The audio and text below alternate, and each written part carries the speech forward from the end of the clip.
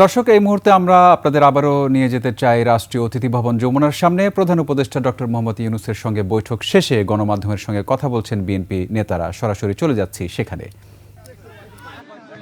ওইদিকে পায় না তো, আমরা বসো না, এই সাইডে ক্যামেরা আমরা আরেকটু বসো না।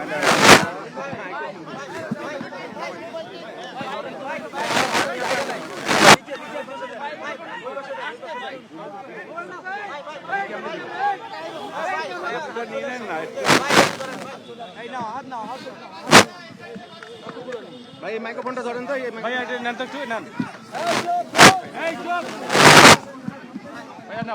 আমরা যদি আরেকু স্পেস দাও তাহলে ওরা দেখবে।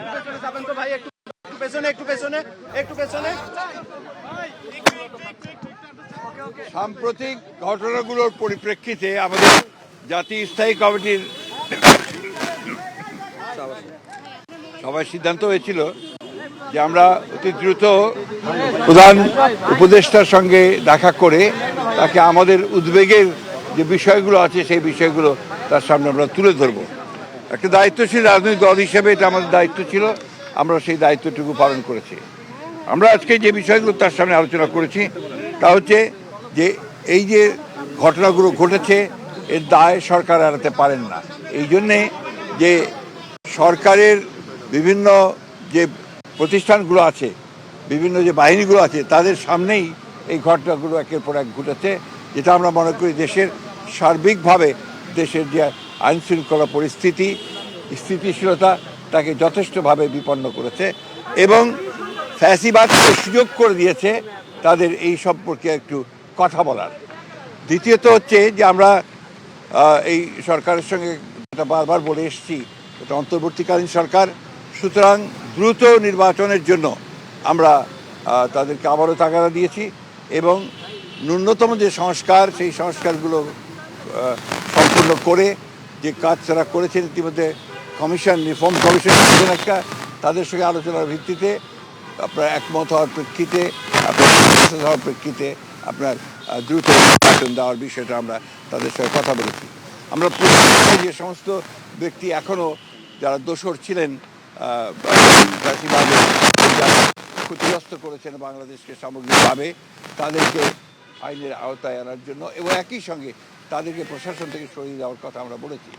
আমরা যারা অর্থনীতির ক্ষতি করেছে, লুট করেছে, যারা লুণ্ঠন করেছে, তাদেরকে আমরা আবারও ফিরিয়ে আনার জন্য, টাকা ফিরিয়ে আনার জন্য, একই সঙ্গে তাদেরকে আইনের আওতায় নিয়ে আসার জন্য আমরা সে দাবিগুলো করেছি।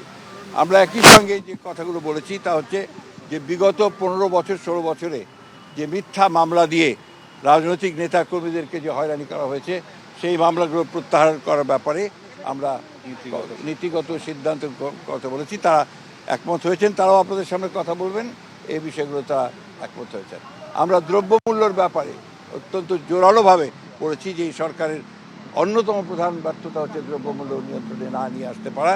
সেটা তারা বলেছেন যে তারা এটার উপর কাজ করছেন, এই কাজগুলো তারা দ্রুত করার চেষ্টা করবেন। সব শেষে আমরা আপনার আইন শৃঙ্খলা পরিস্থিতির কথা বলেছি এবং একই সঙ্গে আমরা সব শেষে যে কথাটা বলা আবারও বলেছি যে আপনার এই একটা আপনার কী চলছিলেন অভিযান, অভিযানটা হচ্ছে ডেভিল হান্ট।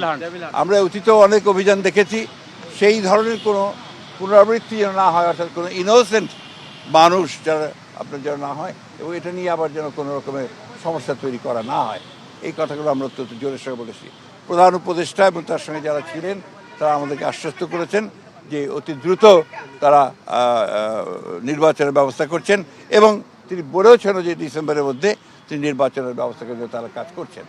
আমরা আশা করব যে জনগণের আশা যেটা আছে, প্রত্যাশা আছে যে অতি দ্রুত এবং একটা রোড ম্যাপ করবেন তিনি, সেটার মধ্যে দিয়ে আমরা ডিসেম্বরের মধ্যেই নির্বাচন সম্পন্ন হবে বলে আমরা প্রত্যাশা করছি, জনগণ প্রত্যাশা করছে। এবং সেই সঙ্গেই আমরা যেটা বিশ্বাস করি যে গণতান্ত্রিক সরকারের যে আপনার ট্রানজিশন হবে গণতান্ত্রিক ব্যবস্থায়, সেটা অনেক সহজ হয়ে যাবে যদি আপনার একটা নির্বাচন অনুষ্ঠিত হয়।